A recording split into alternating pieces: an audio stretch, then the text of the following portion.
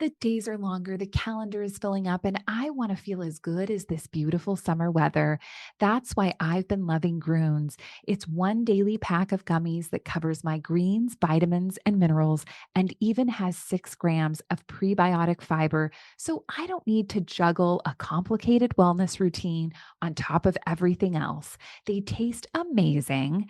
They're easy to toss in my bag on the go. Plus, they're vegan, gluten-free, and HSA, FSA eligible for reimbursement. Save up to 52% off with promo code podcast at gruns.co. That's code podcast at gruns.co.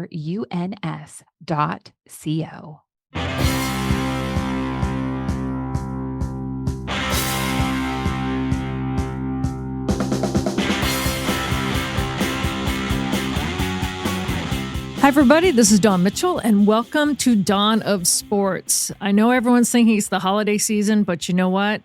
For Lea B Olsen, it's the prime of her basketball season on many fronts. So we're going to talk some Gopher women's hoops, check in with the Lynx, and of course, the Timberwolves. So we've got all that coming up with Lea. We also have interesting developments in the WNBA CBA negotiations, which it's not our favorite topic, but we'll see if Lea has any thoughts on that as well. This is Dawn of Sports. Dawn Mitchell, of course, from Fox 9, longtime anchor here in the Twin Cities. I'm Jim Suhan from the Star Tribune and TalkNorth.com. This is TalkNorth.com. We're coming to you from the Aquarius Home Services Studios. The best way to listen to this show or any of our many shows at the network, please subscribe to your favorite podcast app. We're also doing the John Krasinski Show, Viking Update Show, and Randy Shaver's High School Football Show on YouTube. Check them out that way as well. Thanks to Lexus, Wayzata, and Maplewood, and Minnesota Masonic Charities. Back to Dawn. All right. Well, Lea, welcome back to the show. How are you doing? How was your holidays? Wonderful. Everything's going well. I did officially lose my voice this weekend when I had 2 Timberwolves games going on. So that's the worst. It's kind of coming back, but it is kind of the worst. Jim Pete was calling it my flu game, but I wasn't actually sick. It was just like congestion in the throat. Oh, I've had that before where I'm not even sick at all and my voice just goes. I don't know where it goes. Yes. I hope it's having a good time when it goes. It just leaves. Exactly. What is that throat coat? That's what everyone always tells me. That tea? Yes. Yes. I was drinking it. Oh, that's like the best thing.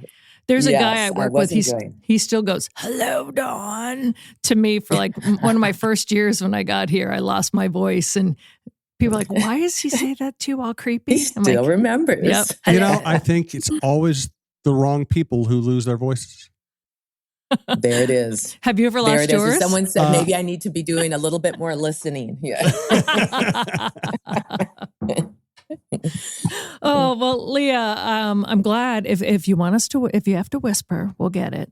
Just don't whisper around Alexa if you have it in your house because she will mock you and whisper back at you. Did you know that? I did not know that. I'm glad I don't know that. Funny. When I had no voice, I was exactly. like, Alexa, what time is it? She's like, it's 5:55. I'm like, what is going on? We're That's so crazy. close to Skynet taking over the planet. Well, I know that we're just coming off Thanksgiving. We're about to get into all the holiday season. So everyone's schedule is crazy. So we appreciate you coming on here. Lea, let's first start with Gopher women's basketball. They're going to get into the thick of it. Number 7, Maryland's coming up. I just really love in the short term what Dawn Plitzer-White has done with this team already. They're disciplined, but they're going to be thrown into it this next game, though. What do you see from that?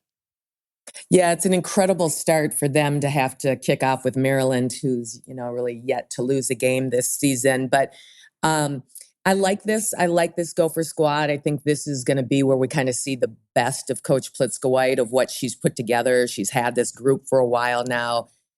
She's got, Mara Braun's back healthy, and Amaya Battles, starting to settle into her game. But I think most importantly, it's a team with depth and a team that knows how to do it. I think they're not going to be a dominant team, but I think they're going to be a dangerous team. And that I think they could get going at the right time of the season. They could knock someone out unexpectedly.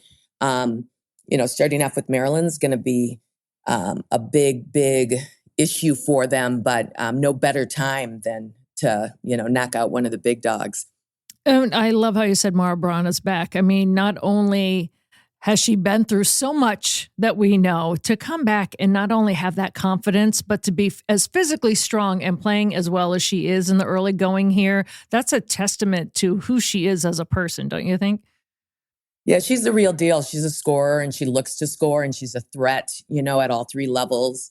And it's been one of those careers that's just been so kind of heartbreaking every time she goes down with that foot injury.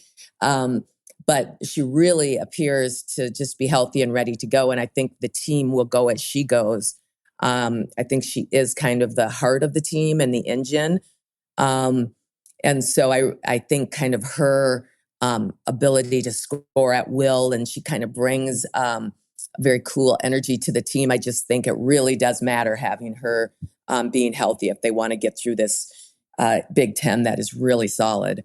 She's had some really nice games passing the ball. She and Amaya Battle both have seemed very unselfish up to this point of the season. Mara hasn't had maybe the scoring production that we would, I think, normally have expected of her. Is that her altering her game, or is that just some rust? I think it's rust. I just think it's, scores need to be on the floor, shooting the ball and scoring. And until you're doing that consistently, it's hard to be at the top of your game. And so I think that's just where she's at right now. But to assume that she's going to be healthy, I think this team, because this is a team that tends to get better as the season goes on, and that's a testament to Coach Plitzko-White and her group of coaches. I think they do a good job of making players better. I think if they can keep her healthy, that's where they're going to be able to really make some moves towards the end of the season. Lea, let me kind of pick your brain. If you could go back put the hat on of when you played. When you see a player like Mallory Heyer decide to leave a program, what does that do to the other players when, you've kind of been with her so long, she is who she is. So if you put your hat back on, how devastating could that have been, or what problems could you see? Yeah, I think that was a heartbreaker, I would say, for the team. Anytime you're losing a senior who's been with you, who's been a starter for you all those years, that's kind of, the gold is when you get them to their senior year and they've stayed and the production that they can bring. And, she was a big body that provided good defense and some okay offense. And I thought it was disappointing. I don't know the details of it, but I'm sure for her teammates, it was a huge blow. And I can't even imagine leaving your senior year. I mean, I know things have changed, right? And back in the day when I was playing, you stayed for 4 years. And now a lot of people come and go, but she wasn't that.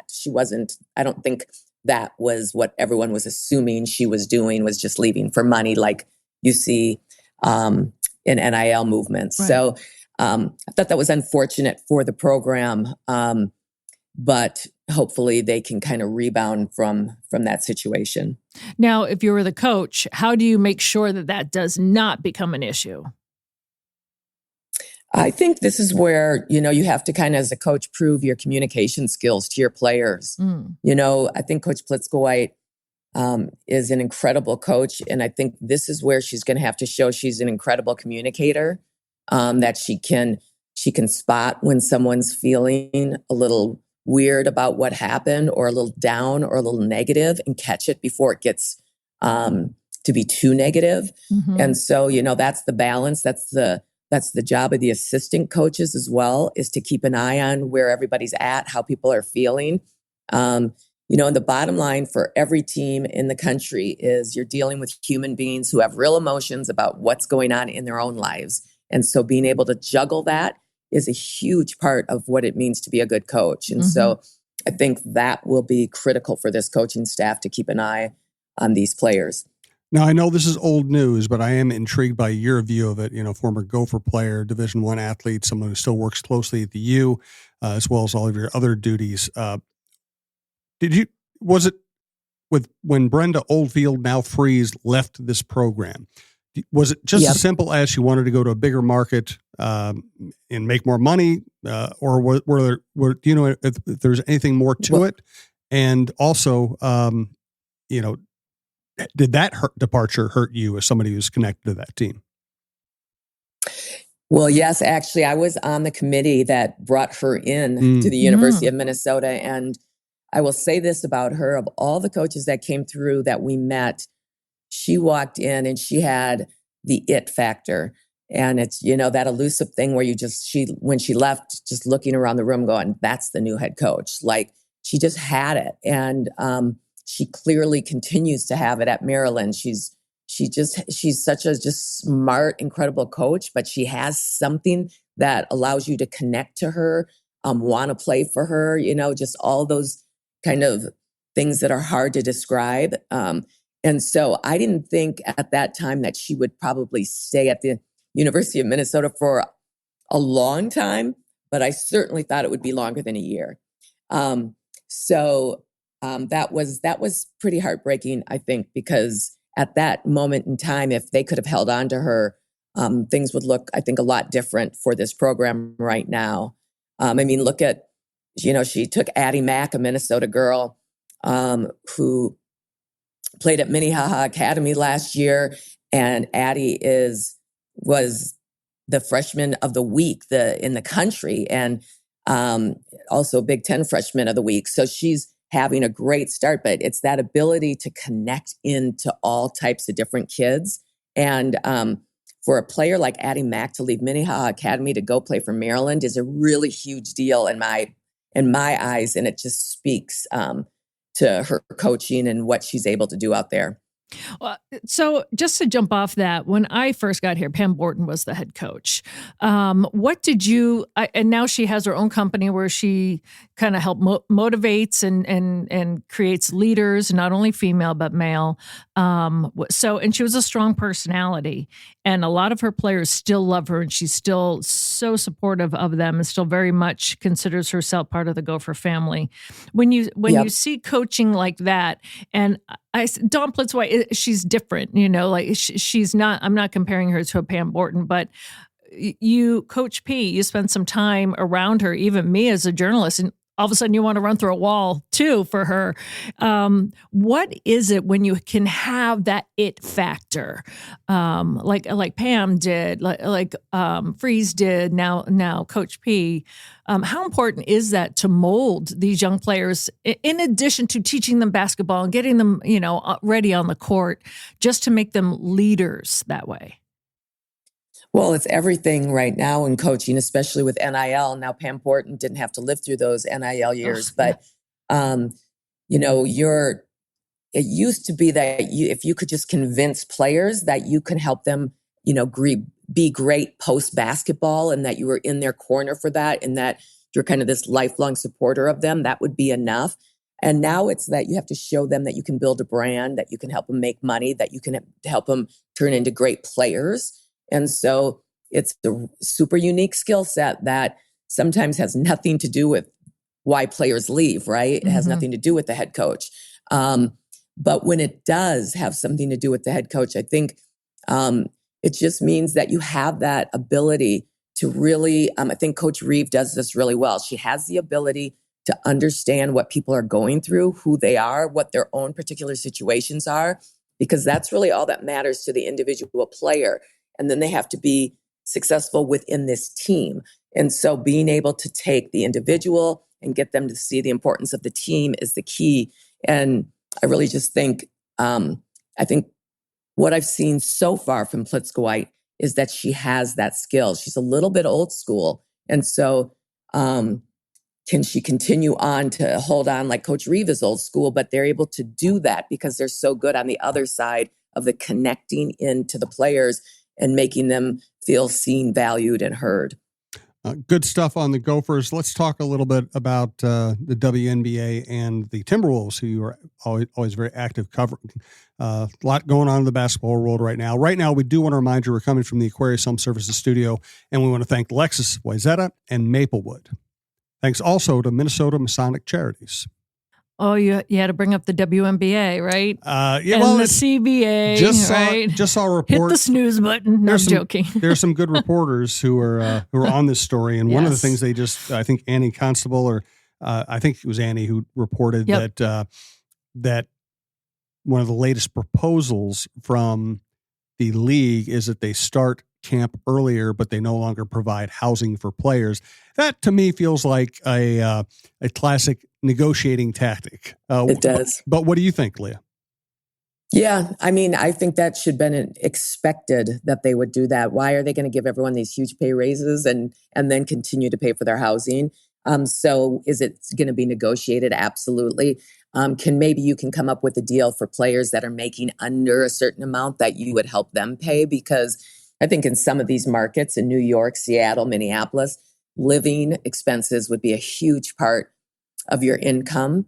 And so it would be disappointing if these players who got a pretty decent raise then didn't really feel it as much because now they're just putting that right back into their housing, right? So, and the $1 million minimum we know it isn't going to be for all players. It's going to be for select elite players. So definitely something to negotiate. I think though that should have definitely been expected because that's the easiest thing for them to pull back on as far as the WNBA and starting training camp early, all of that. I do think this is what's going to be difficult with this WNBA season is the season's so tight and compact. How are you even getting all these new teams in and all these games in?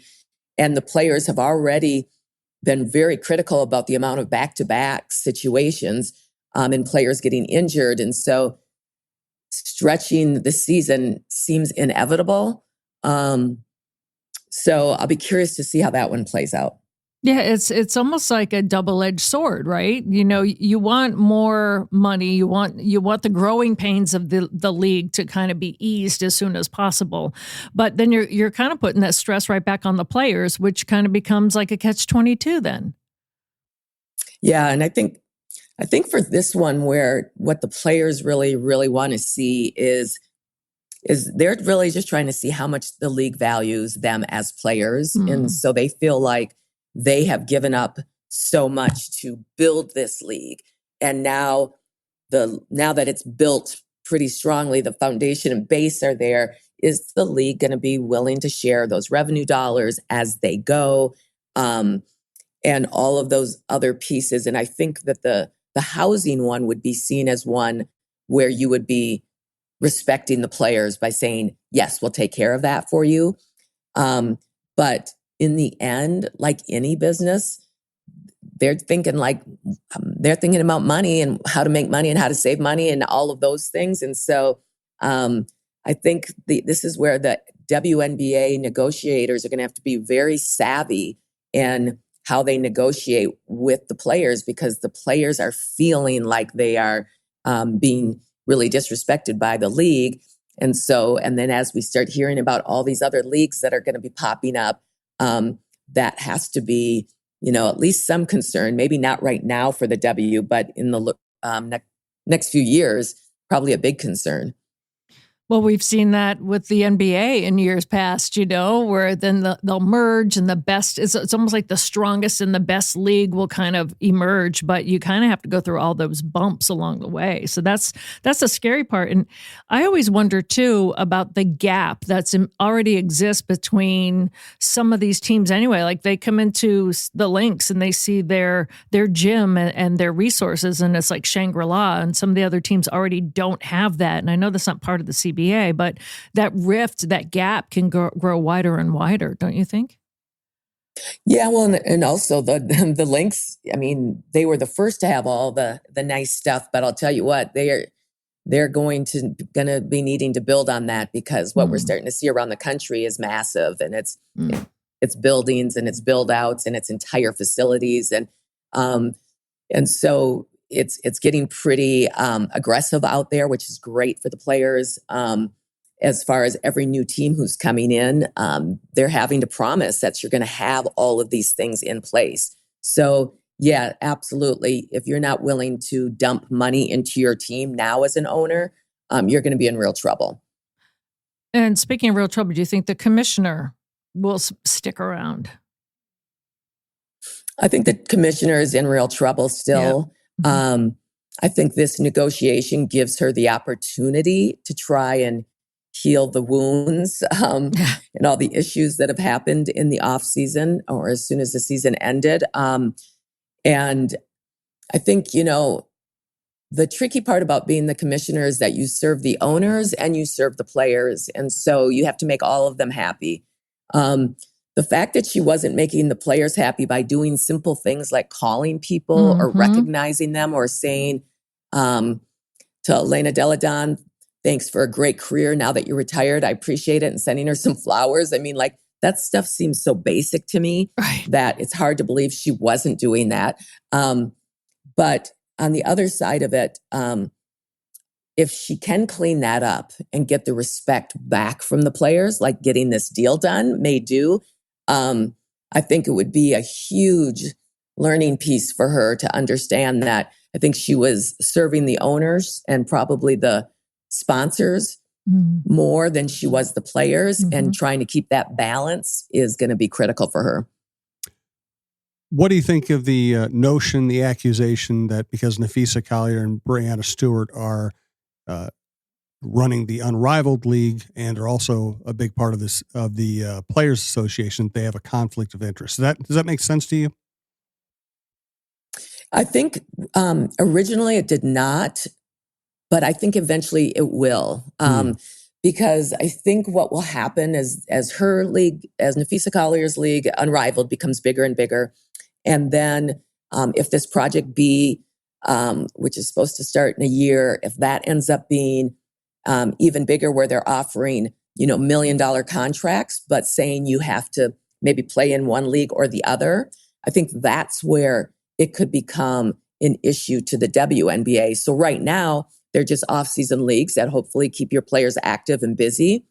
Eventually, if there's enough money in these other leagues, you could start saying, well, we don't want you to play in the WNBA, or we don't want you to do this, or the parameters could change.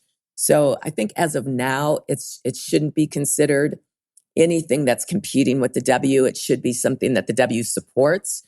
And, but I would definitely be keeping an eye out on how some of these contracts are being signed, especially whatever happens with this newer league, Project B. While you're talking, I'm like, I wish Lea B Olsen had that money coming from Unrivaled. I would have paid money to see you compete in Unrivaled, Leah. or she could be cool. Or she could be the commissioner. Make pretty good money there. There you go. Now you're talking, I like how Suhan. you I like think. how you think. All right. Well, let's go to Timberwolves. I would know when to send flowers to the players. That's right. You do. You know how to say the right things. Yes. You wouldn't wear. You wouldn't wear. Handle those owners. You'd make sure you weren't wearing a Statue of Liberty outfit. There you go. Oh my goodness, or whatever the skyline, whatever she was wearing. So when it comes to the Timberwolves, we all know Anthony Edwards. My goodness, how he can just kind of keep on performing. 30 points in the second half, tying a career high, 44, a new season high. He just, the kid just shows up and keeps dumping in points. But everyone's saying, look at the schedule at the beginning. Like they have a super easy schedule, and then they couldn't even get into the NBA Cup playoffs. There's so many people like saying, yes, here's Ant, but we need to support him a little bit more. It's almost like, here's Justin Jefferson. We need someone to throw him the football. What are your early thoughts on this team in regards to the disparity between maybe Ant and where the team might be going? Well, I think this team is pretty solidly loaded. I really do. I think Ant is clearly a superstar. And to get him to the next level is when he's doing that every single night, and that consistency for him will be critical if the Wolves want to get back to the Western Conference Finals again, because he's a game changer, and that's what he did last night against the Pelicans. It looked like they were going to lose, and he took the game over, and it's the exact kind of player that New Orleans doesn't have, and so you can just see how big he is there. But when you start to see like how good Dante DiVincenzo's playing, when Julius Randle's playing hot, now that Jaden McDaniels is playing both sides of the ball, this team is sufficiently loaded. Their biggest issue, I think, is that kind of weird point guard situation. But as of late, they've been able to balance that out a little bit using Mike Conley, using Ant, and then giving Dillingham these short spurts to kind of pick up the pace of the play. But so could they use another 3-point scorer? Yes, probably, but I'm guessing most teams could. But so I actually do see it as a little bit different than that. I think this is a team that kind of weirdly, they always have these slow starts. And then when they get rolling and it's almost like they realize how good they actually are when they play super hard and are locked into games. I think they are going to be a top echelon team. But they can get into being a little bit roller coaster-ish where they, have these ups and downs throughout the season. If you could wave a magic wand and get just one player to come to the Timberwolves that you think would make a difference, who would you pick? No, that's a good question. Probably one of the guys, like if you look at the Denver Nuggets, I like what they did in their off season. I think Murray is, he's that outside threat that I think is kind of changes the game and it would allow a player like Ant to cut loose and get free a little bit more. But to be perfectly honest with you, I'm not really good at building the team. I'm just really good at analyzing it, talking about the team that's in front of me. And then,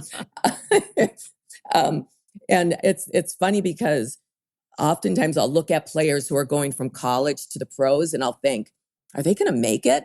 They're going to make it at the pro level. And then they end up being really good pros. So it takes a certain type of brain to kind of really know, like, this player is going to be really good and will fit in on certain teams. And, I think every team is trying to figure that out right now.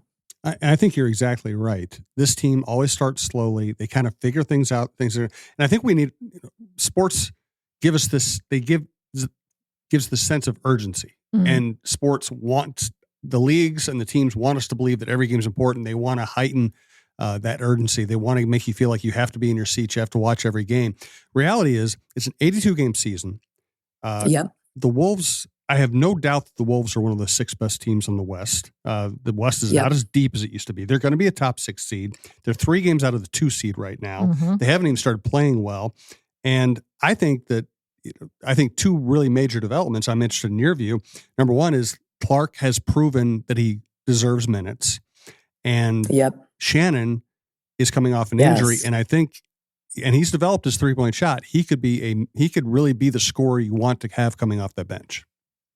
Yeah, I agree with you on both fronts. And what's interesting, like when I watched the Wolves last season, in particular against teams like Indiana and the Celtics when they were fully loaded, the thing that stood out to me the most is that we were not fast enough to play with those guys. And when you get Clark and Terrence Shannon on the court, it changes. Like all of a sudden you have these young legs, they pace better, and it's just way more physical. And so I love the fact that Coach Finch is really working those two and figuring out where they belong and how they get locked in. And, defensively, they just, reading the passing lanes, Clark just is like stealing balls. I mean, so it's really super fun to watch. And so I think they have to be, Coach Finch and his crew have to be really purposeful in making sure that they get the minutes they need to be ready to go at the end of the season when everything ramps up. And so far, they're kind of pacing that way. But I think they have been the most exciting thing to watch this year with the Wolves. Yeah, you can feel the energy in the building just kind of go straight up as soon as they get on the court. And you just know things are just going to go fast, fast, fast, fast. And then you can see it in the players too. Like that they like that up tempo and anything can happen. And then you get Ant in the mix. It's like this powder keg effect almost. Well, it's what's interesting too about when Rob Dillingham gets in the game because, defensively he's still struggling, right? He's very slight in size, but my goodness, when he can push the pace, it's wild how quickly he can get the ball up and down the court, and it changes the way then that Ant and Randall and Jaden, how they move because they're keeping up with him. And so it's super impactful. So if you can figure out different ways to do that with, Tyron Shannon Jr. and Clark, and have these rotations where you can get them playing at that speed, and then get Mike Conley in there when usually in clutch time when you need to settle everybody down, and just get some, Mike is just so great at setting the offense and reading the offense and doing all that. But then when you need to really be playing in pace, you can sub him out and get some different players in. Yeah, Uncle Mike, right? He comes in, he's like, takes the Yes. sugar away from the kids, calms everyone down, makes sure they're on the same page. That's exactly it. He's just such an adult in the room. It's so funny. Lea, I wanted to ask you, I know that FanDuel has added Tom Crean to the broadcasts, and if you've had a chance to really kind of get to know him, or any experience that you've had with him. I'm kind of dating myself, but he was coaching at Marquette when I was in Milwaukee, and Dwayne Wade was on the team, and he was kind of a cool guy, and obviously all these basketball minds have just interesting perspectives from the coaching point of view. What has your experience been with him, if you've had a chance to even talk with him and work with him? Yeah, we worked 2 to 3 games together, and it was really fun. I thought he added a really cool dynamic to the broadcast. One, he's a really friendly, interesting guy who a lot of times coaches, clearly he's going to coach again, right? So sometimes when coaches come over to broadcast, they're just kind of there for a minute to do it, but he's like super into it.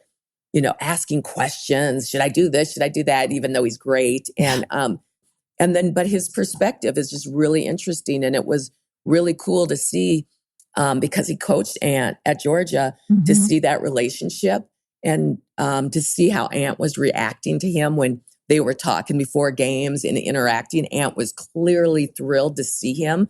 And it wasn't just him. He's clearly really connected into the NBA community from various different ways. But his ability to kind of bring that into the broadcast, I thought was really kind of fresh, a little bit different than what we have. So it's been really fun.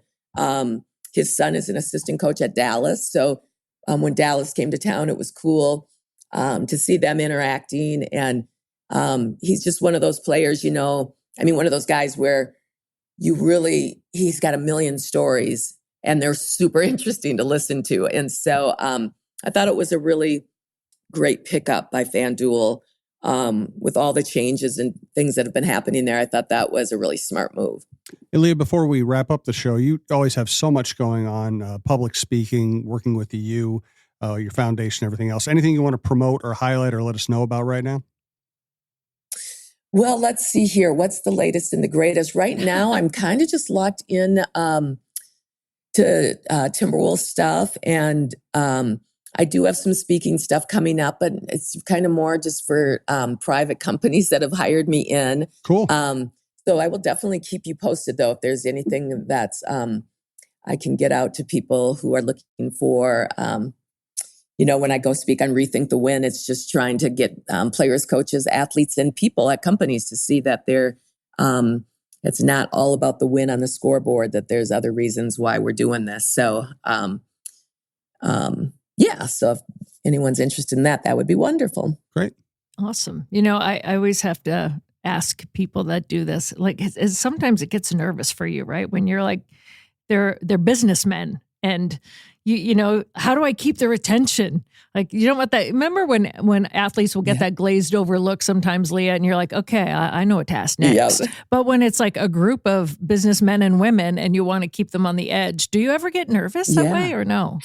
It's funny. It's not so much I'm nervous, but I'm trying to be thoughtful of because what I'm sharing is stories from the sports world. And sometimes I'm trying to make it clear to them, I know that these all don't translate necessarily to your business, but a lot of it will, because a lot of it is just human interactions.